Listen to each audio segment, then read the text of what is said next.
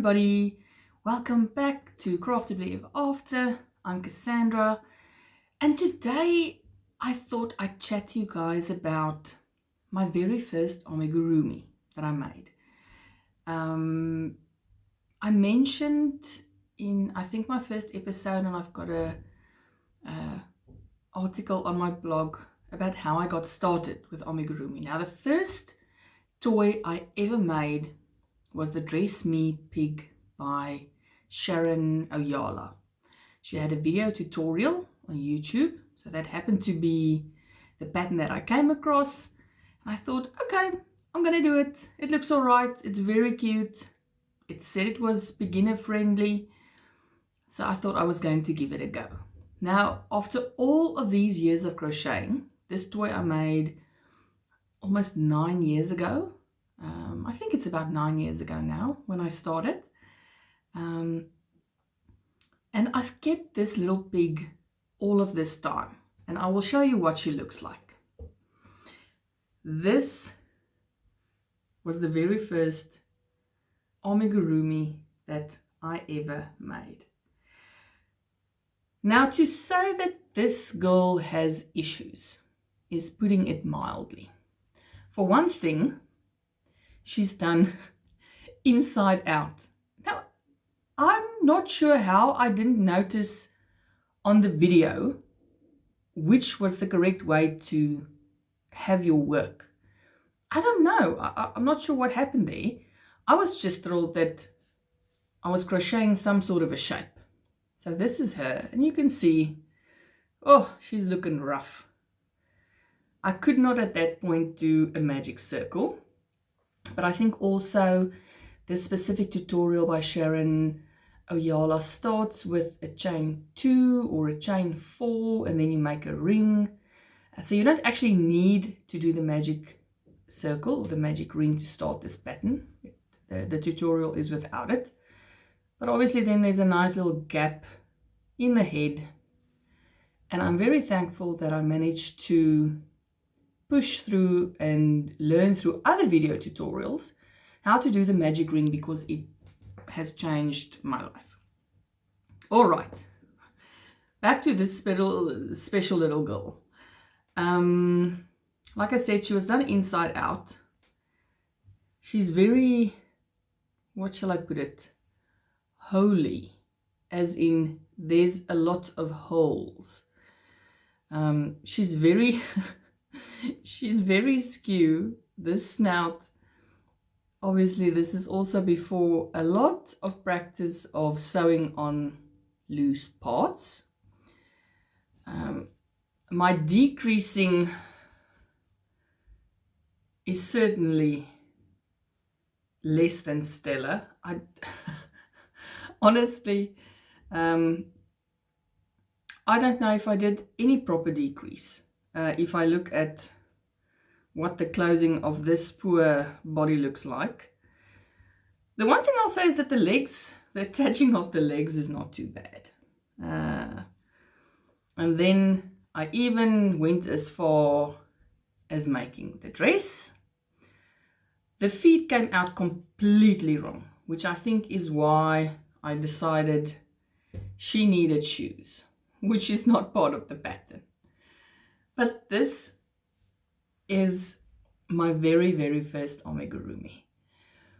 And I lugged this girl all the way from South Africa. She came in a crate, she was packed in, she's with us in Denmark. Because she is here to remind me that practice makes perfect. I was very proud of this girl, and I still am. I mean, she's never going to win any prizes, the poor thing. But this is what started my journey.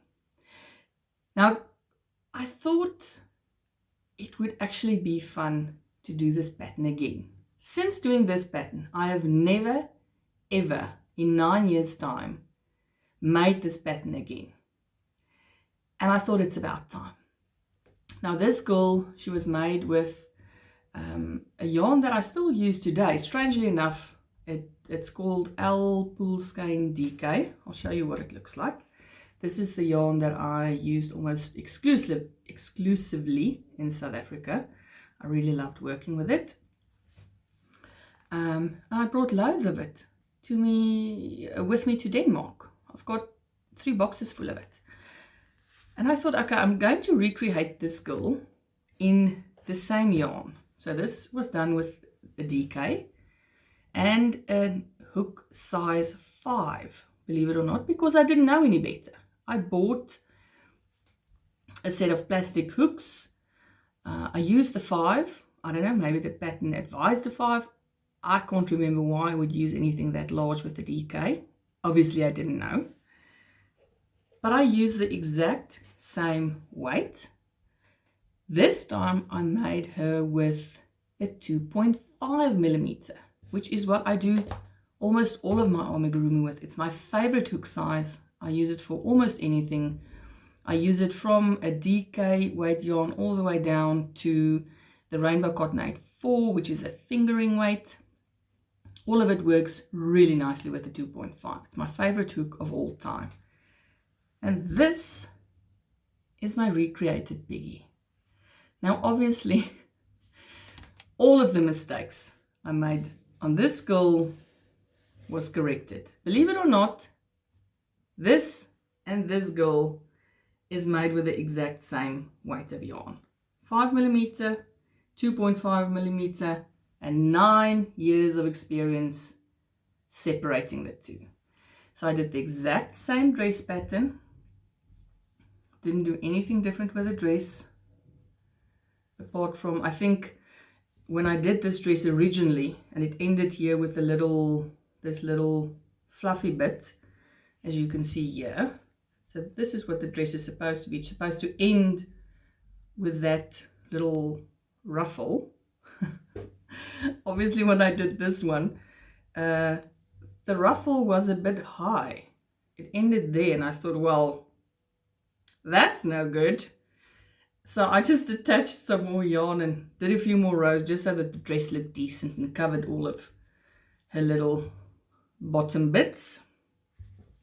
So this time, obviously the pattern worked out exactly, because it does fit exactly as it is supposed to. What I changed on this one, I didn't do this mouth part, this loose mouth part. I never liked it. So this one has just got a bit of eye detail. She doesn't have that loose mouth. Her little snout is put on beautifully. And it is straight. If you look at her older cousin, well, yes, this is a special girl. So this was done in my favorite full skein acrylic. It's 100% acrylic yarn. And then I wasn't satisfied with just doing it in the acrylic. I wanted to try it in one of my other favorite yarns as well, which is the Rainbow Cotton 8.4. I also really like, it's very blurry, but it's Rainbow Cotton, Hobby Rainbow Cotton 8.4. I also really like the Hobby Rainbow Cotton 8.6. So depending on what I make, I use both the 8.6 and the 8.4. I really enjoy both of them. So I made a little brother using the Rainbow Cotton 8.4. Now just as a size comparison again, this is with the DK, this is with the 8.4, and this is with, well, the DK weight. You see quite a big difference with these three. But it was so interesting, and I just had such feelings of nostalgia when I went to get this girl out of the storage box, because this is where it started, and I will never get rid of her, because she's a reminder that if you put your mind to something, you can do it. I mean, she's a special girl. That's all I can say about that. So let me know if you guys have ever remade one of the first toys that you've done, or any of the first projects that you've done. It That was very, very interesting. Like I said, the exact same yarn, 9 years difference between them. I love them both. I love them both, and that's all I can say about that. All right, just a quick piece of information, just something, but you would have seen it on the YouTube channel already, and I posted it on my Instagram. I've got a little tutorial out that was posted just before, about, I think, just more than a week ago. I've got a tutorial and a pattern out on these very cute Easter baskets. You can see their size here, they're nice and small. At the moment there's a few less chocolates in them because, well, what can you do if there's just random chocolates standing around on a table? You're gonna eat them, am I right?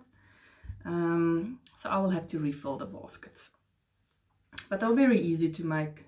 They're a very nice size for table decoration, on your Easter table, on your Easter display. Go and have a look. I'll link the video down below. I'll also link my blog where you can find the free written pattern. Whip up a few of these guys. Quick, easy. I think you'll be able to do them in 15-20 minutes. It's all in one piece, and then you just have a little button where you attach the basket handle to. That's it. All right, folks, I hope you enjoyed today. I really enjoyed showing you where it all started with this little pig. Let me know what you guys are up to. Anyways, I hope you have a lovely day. I hope my Northern Hemisphere friends, you're enjoying the start of spring. My Southern Hemisphere friends, I'm sorry that you're going into winter, but enjoy the season. Enjoy it. Enjoy being creative, and I'll see you all next time. Bye.